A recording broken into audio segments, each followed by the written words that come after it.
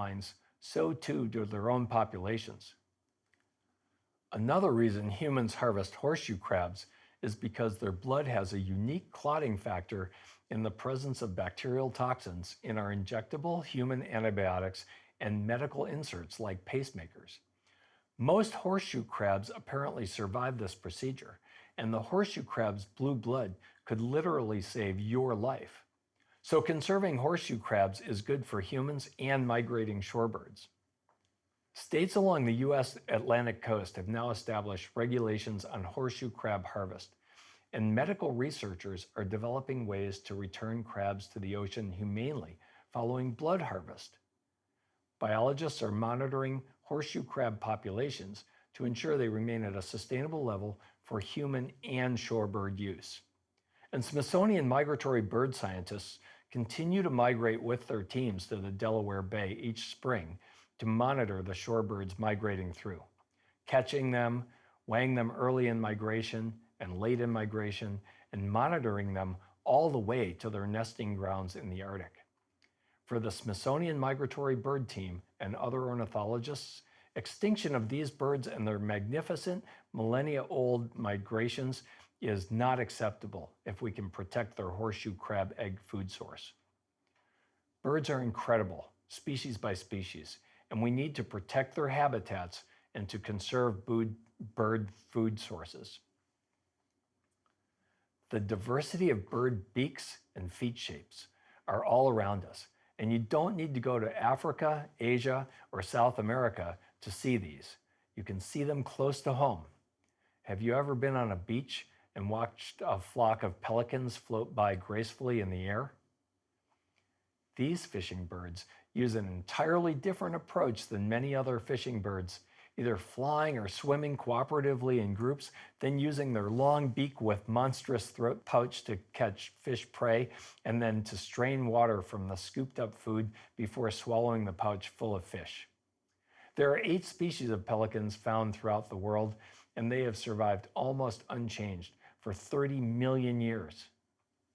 Herons are iconic fishing birds with their spear-like fishing beaks and behaviors of fishing while standing still in the trees or at the edge of ponds or other water bodies. The largest ones in North America are the great blue heron and great white egret, each standing about 3 feet tall, and can stretch to 4 feet tall with a 4-foot wingspan. Each stands perfectly still while waiting and watching for small fish they can grab with a quick stab of their bills. And sometimes they get fish that seem out of all proportion to the bird's size. We love these majestic birds so much that we have protected them from plume hunting and habitat destruction, and we are able to see them almost anywhere around the United States at this point.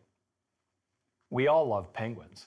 With their waddling gait and tuxedo-like coloring, penguins are supremely adapted to life in the cold aquatic environments of the southern seas. So much so that their fine, dense feathers cover the bird's blubber layers. They have webbed feet and small wings that act like flippers, so they can swim far and swim deep. They cannot fly in the air, but swim through the water at speeds up to 30 miles per hour. They can also dive deep. Emperor penguins have been recorded diving up to 565 meters deep in the ocean. There are almost 20 species of penguins, and each has a razor-sharp beak for catching the fish it feeds on. They're exquisitely adapted to eating fish like anchovies, but humans have depleted this prey around the world. Many species of penguins are now endangered due to fish stock depletion and habitat changes. You and I can help penguins survive by choosing sustainably harvested fish when we eat fish at home and in restaurants. The Monterey Bay Aquarium has developed a seafood watch card that we can use when buying fish, and it allows us to know which fish are sustainable and which are rare and need our help in allowing their populations to rebound. And there's an app for this as well. Help penguins, other sea dwellers, and humans survive sustainably on this planet, and use the Seafood Watch app when you choose to eat fish. One of my favorite fishing birds is the kingfisher.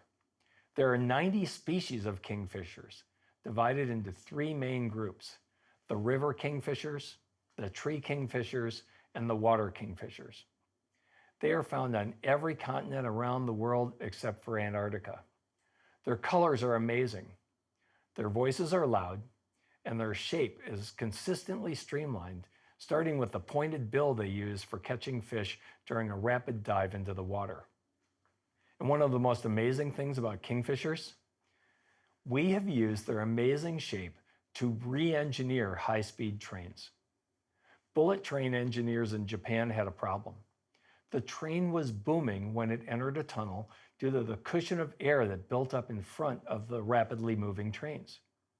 The lack of aerodynamics was causing this, as well as causing inefficient energy use by the train.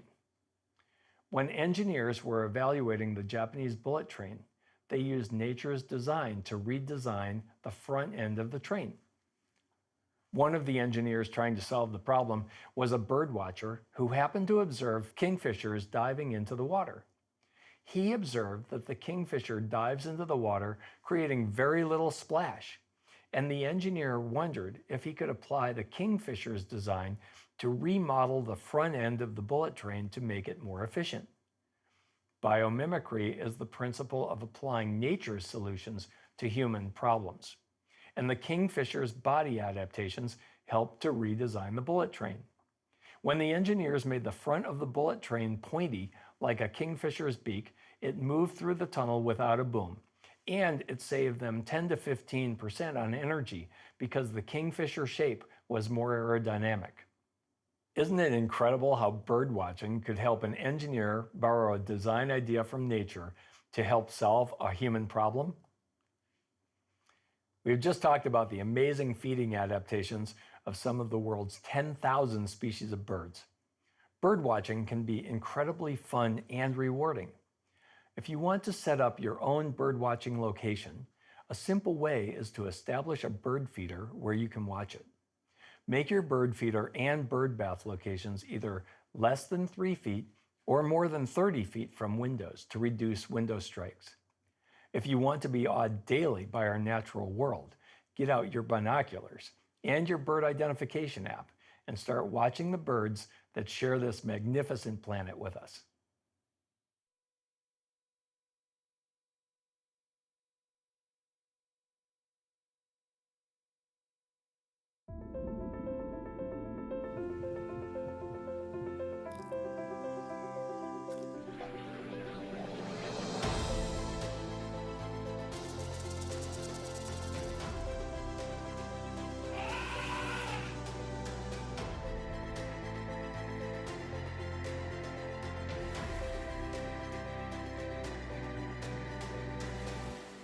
Did you ever wonder where birds put their eggs and why? They certainly don't put all their eggs in one nest. In earlier lectures, we discussed the evolution of the hard-shelled egg and how it allowed reptiles and their avian cousins to adapt to life on land. Birds and reptiles both make nests, but the word nest encompasses a seemingly endless variety of forms, not just one. Birds make scrape nests, rock nests, bank nests, nests made of stones, mud, sticks, and grass, nests in crevices, under waterfalls, in trees, and even underground. With all that variation in nests, we also find variations in eggs.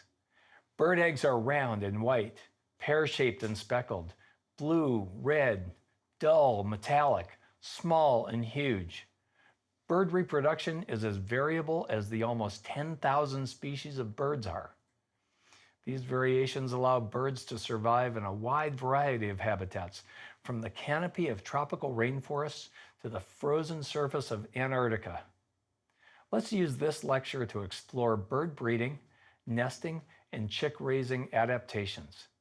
We'll include topics including mating behavior, nest forms, how different chicks are built for survival, and how we can help birds thrive on our planet.